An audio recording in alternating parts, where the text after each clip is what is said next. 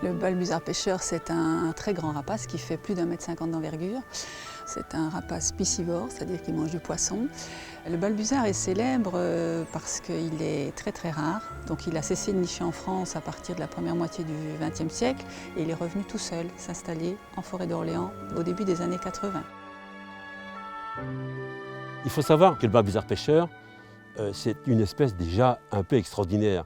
Il n'est pas très abondant en Europe occidentale, il est très rare en France. Donc il porte en lui cette espèce de renouveau, de retour d'une espèce rare qui revient seule et qui est en train d'améliorer un peu notre biodiversité française. Le balbuzard, c'est une espèce d'une grande importance européenne. Et il y a un cadre législatif qui vient de deux instruments. C'est la Convention de Berne qui protège les balbuzards dans tout l'ensemble de l'Europe et aussi la directive oiseaux qui les protège et qui protège aussi ses habitats.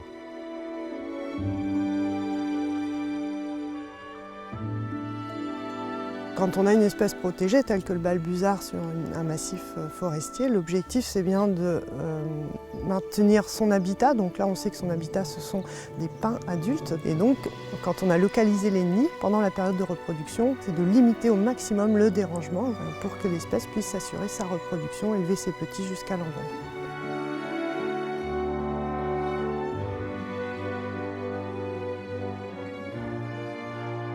Aujourd'hui, la pédagogie autour du balbuzard est très importante parce que ce qu'on essaie d'expliquer, c'est pourquoi le balbuzard est à protéger, pourquoi il n'est pas aussi menaçant que le disent les pêcheurs.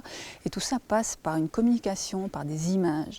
Donc, on a le souhait de faire un grand projet de prise d'images sur des nids, de pouvoir les mettre à disposition du grand public par Internet. Et dans cette optique, eh bien, RTE est un partenaire qui est tout trouvé, tout naturel parce qu'ils ont des balbuzards sur leur pylône depuis 2006. Ça veut dire qu'il y a 10 ans déjà qu'ils ont pris l'habitude de les prendre en considération. On a commencé à mettre des corbeilles pour le nid du balbuzard et Loiret Nature Environnement souhaitait également pouvoir observer en permanence ces oiseaux. Donc RTE a dit banco et on a installé des caméras sur 2 nids pour observer ces oiseaux en permanence depuis leur installation jusqu'à leur départ pour la migration. L'idée des caméras, c'était qu'une idée au départ. C'est devenu un projet, une réalisation à l'espace de 4 mois. C'est passé très rapidement. On a parlé de ça là, à l'automne, on est au printemps, ça fonctionne déjà maintenant, c'est hyper efficace. Ce sont des partenaires réguliers et avec qui on entretient de très bonnes relations avec les scientifiques et les naturalistes. Le double objectif de ce projet, c'est de mettre à disposition du grand public un maximum d'images autour de cette espèce emblématique, mais aussi de donner de la matière aux chercheurs et à la recherche pour exploiter et mieux connaître encore le balbuzard pêcheur.